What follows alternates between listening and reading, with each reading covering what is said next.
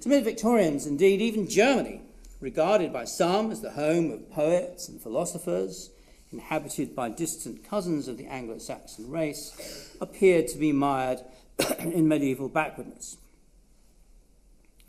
Germany appeared in British literature in the early 19th century as a Gothic land full of wild and untamed nature. Its people could be brave and good, but also rough and unpredictable. In the mid-19th century, the English sense of superiority was, if anything, even more marked. Sarah Austin, who admired German intellectual life and translated some of the works of the great German historian Leopold von Ranke into English, thought in 1854 that in the German countryside, quote, we find a state of civilization which we've been accustomed to regard as past forever.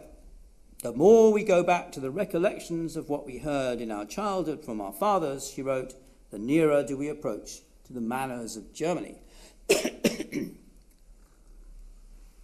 And Henry Mayhew, author of London Labour and the London Poor, a classic investigation of poverty and destitution in the British capital, published a 2-volume study of German life and manners as seen in Saxony at the present day in 1864. He too found the country extremely backward.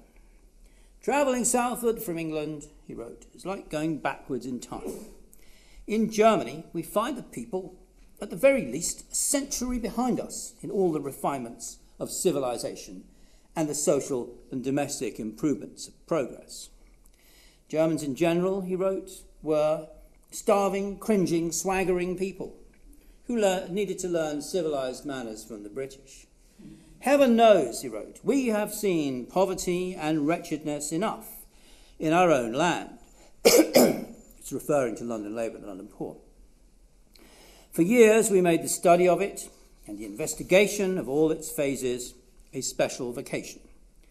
But we tell you, reader, we never saw such wretchedness, such squalor, such rude housing, such meanness in beggary, such utter want of truth and friendship in the terrible struggle to live, in the darkest dens, nor among the most luckless of the vagrants congregated in the British metropolis, as are to be found even in the families of the middle class in Germany. Germans, he said, spent the whole day in an offensive state of dirt and slovenliness. All the women of whatever class looked like charwomen, while the German serving maid, he said, is the very incarnation of everything that is loathsome to a person of the least refinement. She is the most dirty and slatternly trollop in appearance. And as for the German baby, such a sweet and grateful sight as an English baby, its long, free, white robes, with flesh as fresh and odorous as rose leaves, with cheeks like apple blossoms, with rolls of fat about its pretty little neck, a pretty dimple at every joint, with hands and feet of the most exquisite chubby symmetry, and its tiny nails like so many pinky little shells picked up by the seaside, is never to be seen throughout filthy, barbarous Deutschland.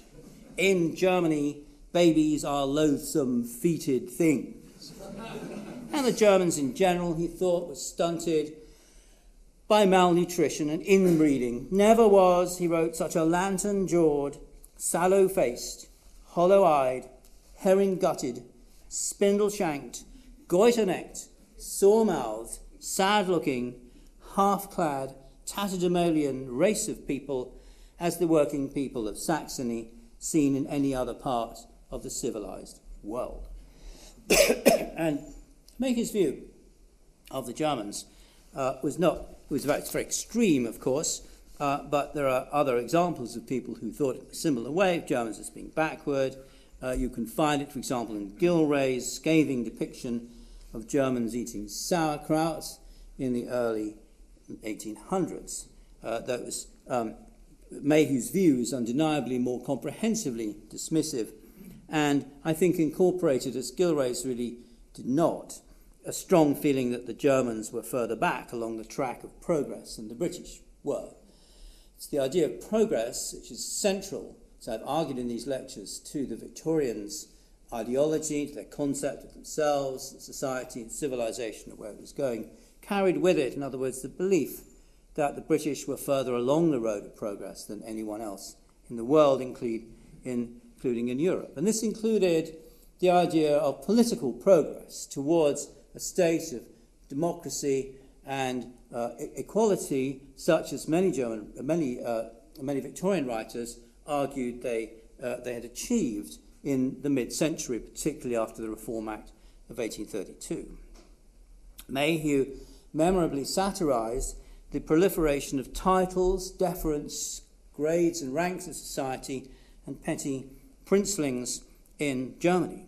Indeed, he said, gadflies in summer never swarmed in such number about a dung heap, nor vermin infested so profusely the rags of Irish beggars. Such greedy animalcules were never seen in a magnified drop of dirty water. No insects at the time of a great blight ever covered the light land so thickly or ravaged it so thoroughly as the horde of petty, swaggering, bog-trotter potentates in this miserable, overtaxed, ground down, used up, ill-conditioned, well-plucked, luckless, lifeless, spiritless, hopeless, and penniless, befuddled, beleaguered, and benighted old fatherland, or rather old great-grandmotherland of Germany. Mayhew thought the Germans were corrupted by the all-pervasive rigidity of their social hierarchy. He hated their coarse compliments and servile obsequiousness, as he said, their bowing, smiling, fawning, flattering to anyone who they fancy has the power to serve them, their infamous detraction of the same person immediately they find there's nothing to be got out of it. Thus, he said, lying, cheating, pilfering, bribing, spying, informing, sneaking, backbiting, bullying, toadying, and every other low and dastardly species of iniquity prevail on every side.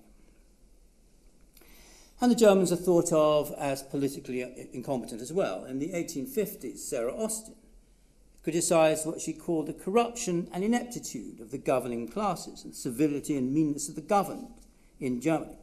The failure of the 1848 revolutions, shown here in a cartoon illustrating the Democrats being swept out of Germany by the old authoritarian ruling classes, armies. The failure of the revolutions to unify Germany or endow it with liberal institutions confirmed British disdain for the political abilities of the Germans. The mixture of violence and feebleness, wrote Sarah Austin, of boundless pretensions and pitiable shortcomings to which 1848 gave birth, showed but too clearly that the propensity to blind imitation, the utter disdain of the possible, which characterized Germany formerly, were not yet extinct.